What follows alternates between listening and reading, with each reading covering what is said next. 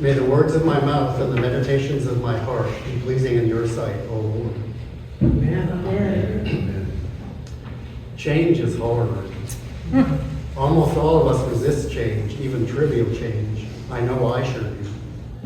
It's so nice to just coast along, doing the comfortable things we're used to doing. But what about when massive change faces us? Overwhelming change, ominous change, like the changes that are facing us today. How are we to deal with that? For a year and a half, I faced some very challenging changes. Larry, my dear friend of 45 years, who got me back to church, back to this church. About a year ago, his doctor said his lungs were so ravaged that he was going to have to enter hospice. Larry faced this bad news right away and over the ensuing months with a courage that he claimed was born of his faith. Larry's friends, I among them, had to switch from simple friendship to friendship plus caregiving. As Larry worsened, we were all, but I was definitely, from my point of view, called to do what seemed unthinkable just months before. Where was I to get the courage to do the things that I needed to do? 2 weeks ago, Larry died. I didn't just lose Larry. St. Luke's lost Larry too. Other members of St. Luke's are experiencing ominous health changes as well. And like Larry, their faith is helping them face their struggles with courage. Others of us face challenges that are less dire, but still very real. Where is all this struggle going to take our church in the coming months and year? Changes upon us. But we face challenges more than just personal and local. A new and very active executive branch in the national government is intending to take us in directions that some of us, or many of us, find alarming. And beyond our country, many nations are shifting in authoritarian ways. Alliances that have held since World War II are fraying.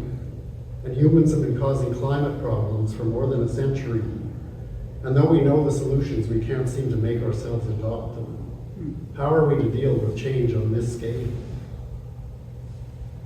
Maybe today's readings will help us figure out how.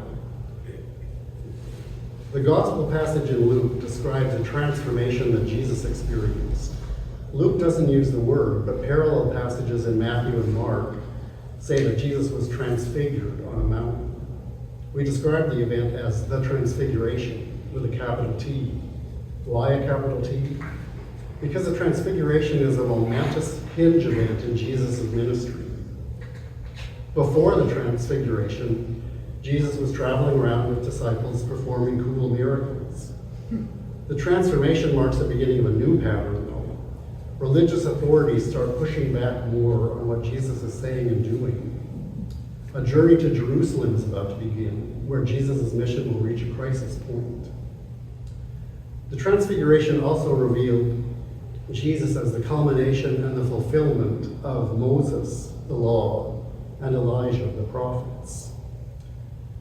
At first blush, the Transfiguration didn't seem that difficult for Jesus. All he had to do was shine for a while, chat with a couple of Old Testament celebrities. All Peter, James, and John had to do was watch Jesus glow and chat, get enveloped in a cloud, and hear God's voice say how great Jesus is and that they should listen to him. But what did Moses and Elijah discuss with Jesus? The word used is departure. What does departure mean? Scholars agree that departure from earth is what is meant. In other words, Jesus' crucifixion, a brief return after the resurrection, and then a more final departure in the ascension. So for Jesus, threatening change was coming. Soon he was going to be reviled, arrested, spit upon, tortured, and killed on the cross. Sure, after that the resurrection would follow. There would be a little more time on earth. Then he'd return to the beloved Father in glory. So yeah, good stuff. Exciting change long term was coming.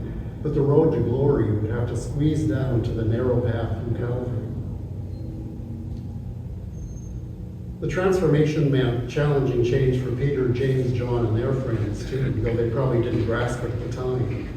They had to watch their beloved teacher be tortured and killed, and the movement he began seemingly to fizzle.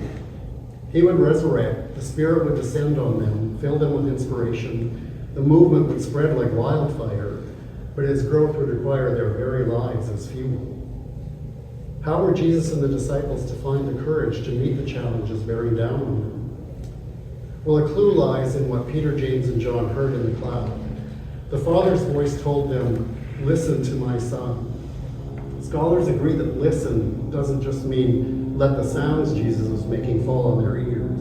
Listen meant to hear, really hear what Jesus was saying, to watch intently what Jesus was doing, and trust it.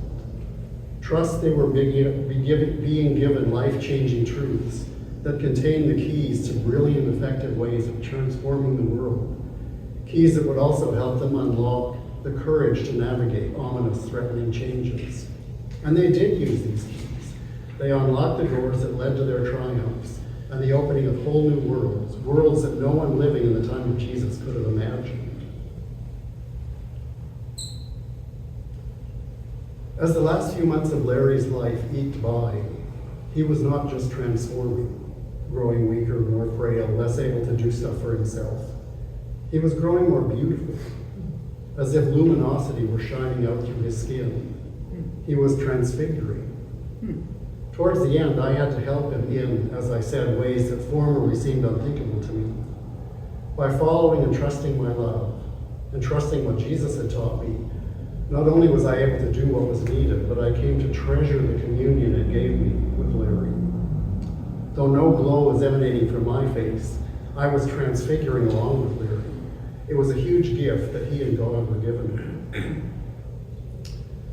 I don't always feel it, but sometimes I sense the Spirit moving in our church. I can't put my finger on how or why it's happening, but it feels like it comes from our mutual love and love of God and our struggle to listen to the words of Jesus and trust them. The massive changes coming at us on the national and global level, while menacing, present a golden opportunity. If we don't retreat and cower, if instead we act vigorously in love and courage, born of trusting Jesus' words, we can use our creativity to transform the dark times into the universal community of love that God envisions.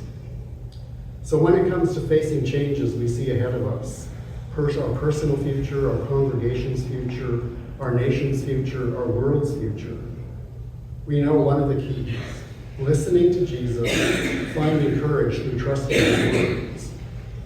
Among the most powerful words of Jesus are those that seem the most enigmatic and the least practical.